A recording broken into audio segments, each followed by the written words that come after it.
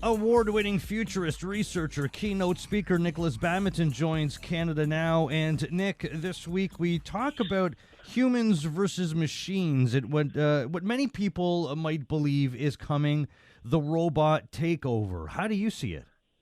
Yeah, so there's the old adage of I, for one, welcome our robot overlords, but we're not quite there, Jeff. Right now there's a lot of investment in robotics in industry, supermarkets, and a whole bunch of different places. But really, these robots can do one thing incredibly well, and sometimes it's not worth the investment. Well, would a case in point be in Walmart? Like, how close were we to seeing Walmart having these 6-foot-tall robots checking their in-store inventory? Yes, it was big. Walmart went ahead with a company called Bossa Nova, and they did a 500-store trial. It's like, yeah, we're going to bet big on this. To do that size of trial is you're really working out if it's worth the money. But they actually found that it was actually simpler to have humans do that, and obviously humans are incredibly flexible. They can do other things than just read the shelves. So if you've got maintenance and you've got programming and you've got a whole bunch of things, and then you need to hand off from robot to human, things get incredibly complex. And this world that we live in right now, you're going to have human and the machine, but we just need to work out what's going to be good for the machine to do, what's going to be good for the human to do, and then you've got to work out, if it's worth the investment, if it's worth the ongoing maintenance and the such like. Well, was Walmart worried about customer reaction to these robots? Because I don't know. I mean, I'm not a big guy. You're a big guy. I'm not a big guy. I think I'd be a little bit intimidated if a 6-foot robot was moving around the store. Well, I think if the robot was designed to be hugely intimidating, it was big and red and had spikes on it, sure. But no, these were very sort of, they're designed to look mundane and be uninteresting, right? They're on wheels, they go slowly, they avoid people. So it's not fear of robots. And in fact, over the years, we've built a strong affection for what things look like as robots, and that's why we make a lot of robotics look human, right? So yeah, it's not going to be scared of the robots coming into our world, because in many places the robots are already here. Well, yeah, look, I watch a lot of cartoons, with 2 kids, so I'm seeing these giant robots all the time in many different cartoons. But how much of an influence was online sales to this decision by Walmart, Nick? Like, their orders have nearly doubled during the pandemic. Are they thinking, we're heavily investing into in-store shopping. Maybe we should be focusing our investment into online? Well, retail is going to be completely changed by what's happening right now with COVID-19 and people not wanting to go into stores. I think that there's a couple of things here. One, yes, e-commerce has just exploded at this time. It's still incredibly painful to buy groceries online and to get them delivered. Someone else is selecting your proteins and your vegetables and whatever. And a lot of people still like to do that, and that's been part of human culture for thousands of years, right? But what's going to happen is that the artificial intelligence is going to come into the mix. Amazon have got a piece of technology called Amazon Go, and it's called Just Walk Out technology. You go in, you scan your application, you go and buy your groceries, you put them in your bag, and then you just walk out, right? Back in the day, I used to call that like shoplifting, yeah? But now, today, it's going to be technology that fundamentally changes our experience with the store. And it's going to mean that the people that run these stores, and not just Amazon, but Walmart's looking at this technology, Microsoft's sort of developing platforms for all of this. It's going to be stores where you don't have to interact with anyone. You can go and take what you want and get going. It's all about reducing the friction. And I don't necessarily think, physical robotics is going to be the solution there, or e-commerce is going to be the solution to these culturally important things that we do as humans. Buying food in the market, whether it's a grocery store or a small store on the high street. Right?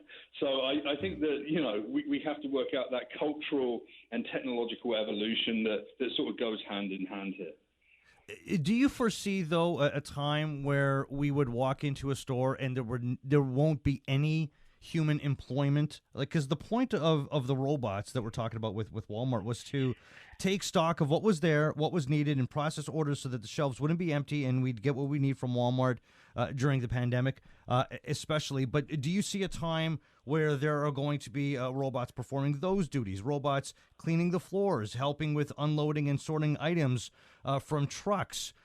You don't need to have human employment when it comes to getting out of the store and purchasing what you need. So can you foresee a time where we'd walk into a store and, into a Walmart, let's say, and there wouldn't be a human Walmart employee? I think in the future, absolutely. But we've got to remember that we as individuals connect with other humans. It's very difficult for us to connect with a sort of a soulless robot in a way. So you're still going to have humans in the mix. We're going to be in an economy where it's human and the machine. They're going to have to work together. It's been proven time and time again to be the most efficient way of doing things. Get the machine to do things that are repetitive, that don't need an element of flexibility, and then let the humans take care of something else. In this case with Walmart, it's very sort of tricky because scanning shelves and updating inventory, well, that's something that humans are incredibly good at doing very, very quickly. And you know what? We've got built-in sensory systems so that we don't upset people around us, right?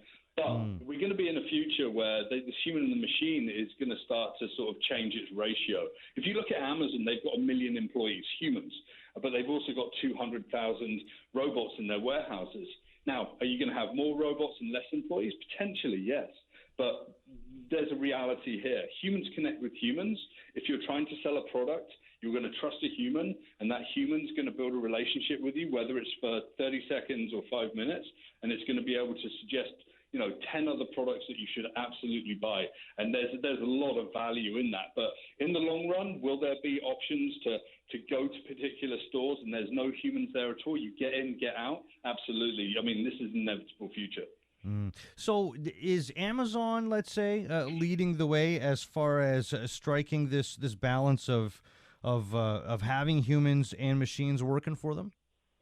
I think they've been doing it for a long time, and I think that they've worked out that humans can pick items off of shelves in the warehouse, and the robots can get them from A to B or from human to human incredibly quickly, and they never tire, right?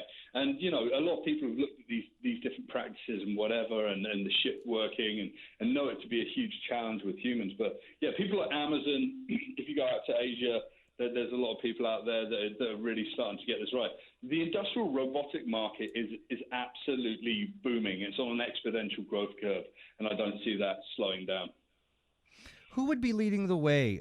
Would we be more likely to see, maybe it's China, maybe it's the U.S., but who would be leading the way on this front in having more machines in stores?